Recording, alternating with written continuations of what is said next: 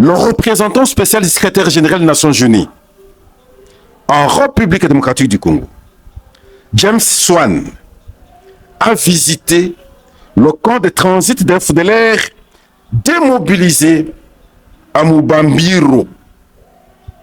Donc pour lui, le dossier FDLR reste une priorité pour la MONUSCO et pour la communauté internationale.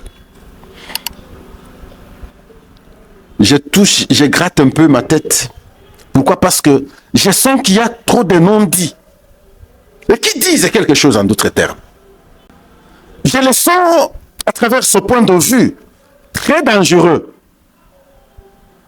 Vous savez, les Congolais doivent s'en souvenir.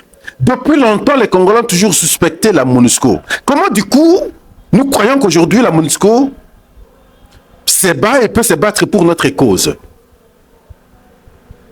Non, du tout. Non, du tout.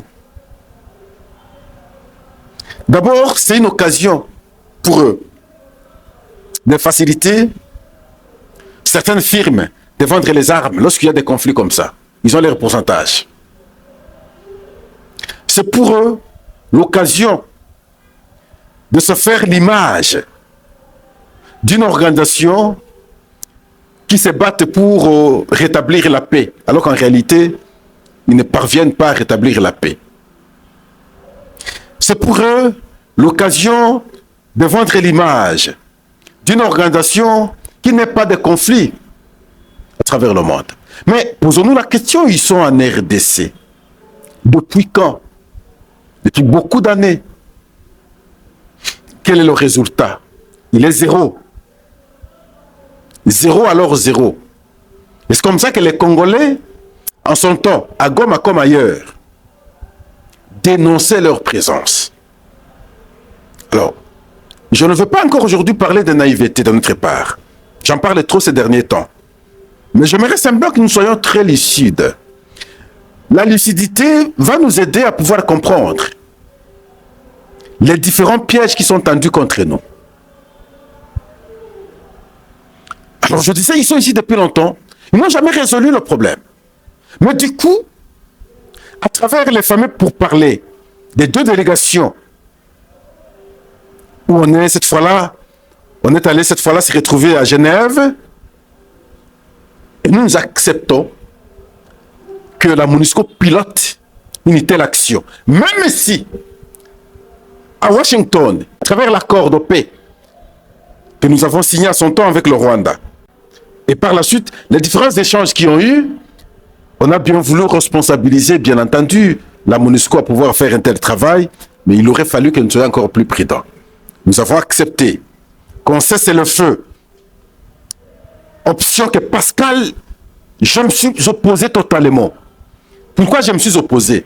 Par le cessez-le-feu, par l'intermédiaire de la MONUSCO, on risque de garder la situation dans son état pendant longtemps possible.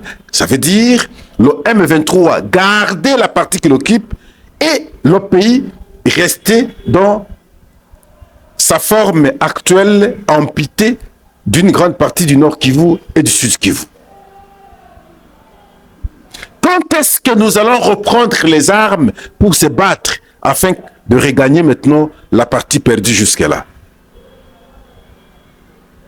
Est-ce que c'est lorsqu'on aura finalement constaté qu'on a échoué, que la MONUSCO a échoué?